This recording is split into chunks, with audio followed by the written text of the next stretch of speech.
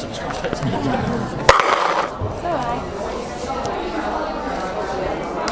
it. Speak to me. Okay. Well, we kind of all have the same rough plan, but in terms of differences, some of us are more detailed on the approximate, and also I don't have anything in terms of quantity versus quality for teenage pregnancy, but some people found other literature on that, so that's the kind of question. In terms of teenage pregnancy, how much quantity versus quality?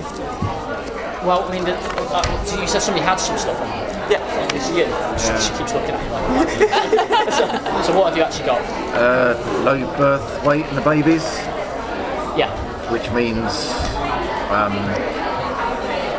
there's worse nutrition for the mothers anyway, so low birth weight for the babies. They tend to have low birth weight anyway if there's no dads about. Low birth weight because it's an early pregnancy. So you get these factors that hit together. Yes, that might be a quality investment. Yeah, that's right. So that might very well be that. How much did you focus on quality versus quantity? Not a lot. That's what I was just going to say. I didn't focus on that a lot in the human examples. But what's interesting, if you did delve into the literature on that, you'll find that in UK populations there's basically no difference in terms of quantity of reproduction.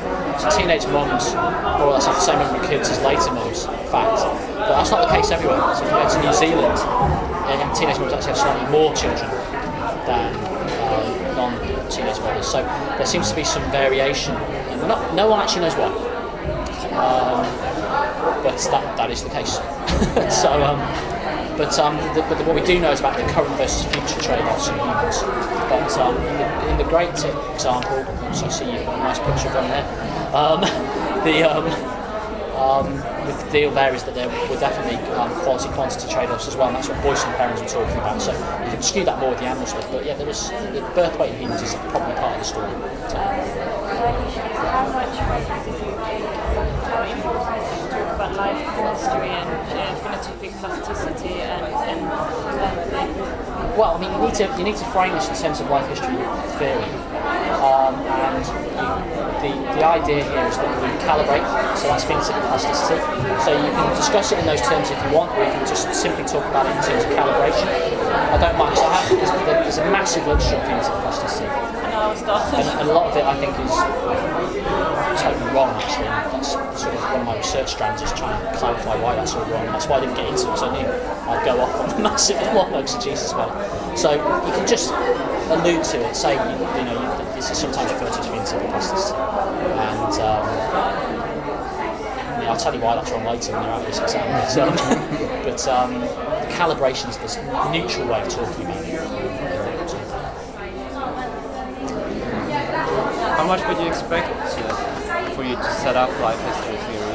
So you have like one. Yeah, well, it depends how you do it. I mean, you can either sort of top it with a kind of a broad account of life history theory in sort of the way I did, so using normal examples and stuff, or you can just talk about the phenomena you're interested in and then use that as a very getting off point to say, okay, now we know this, actually there's a theoretical thing to add in, build it up in that way. So it's kind of up to you how you structure it.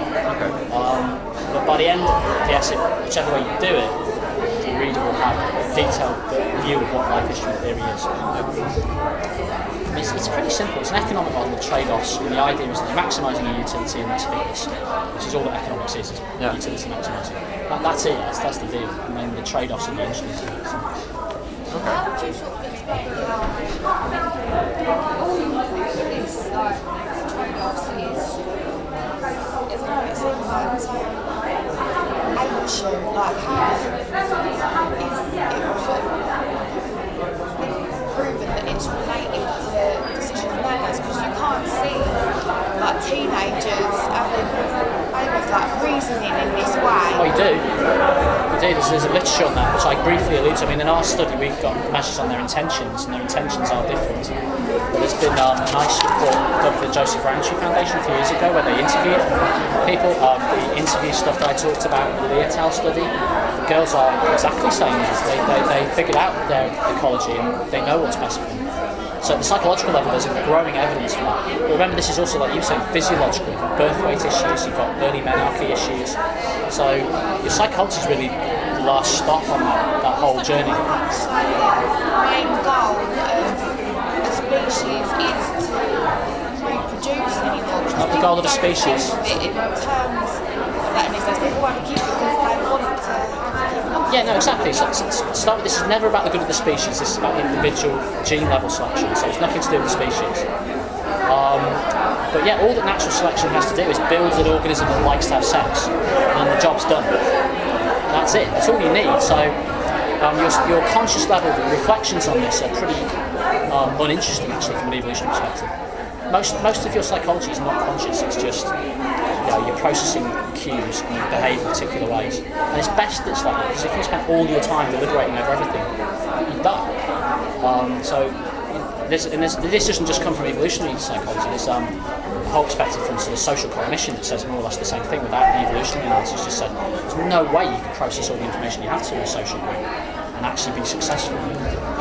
Basically, just you improve some decisions by going conscious on them and thinking about them. Basically, people like to have sex, and then when they've got a kid, a whole bunch of parenting mechanisms kick in which they're not aware of and cause them to do things for them, and they're always very surprised. Dads always kind of go, oh, I didn't realise you were going to look like kids so much, and you think, well, from my perspective, of course you can do, but you don't reason about it in that way. You don't need to, there's no point whatsoever. We're just driven by our genes. It's that vehicle replicator distinction that I made in the lecture, just when we talk about selfish genes. That's all it is. I think it's very interesting. I was just going to ask, when we're talking about proxy case, is that when you can talk about the, is it the GNH hormone? Yeah, that's approximate to count. Yeah, so stress mediates GNH release, and that can then kickstart or not some of the other stuff. We consciously talk to these people before Ross comes, but you seem to be on the same page. Quick question, in regards to how you've given us help in terms of planning out essays and what you expect, how much, what's the marking basis? Is it just going to be marking in terms of how we generally put the story across, or the problem is it's Christmas, so I will have been drinking.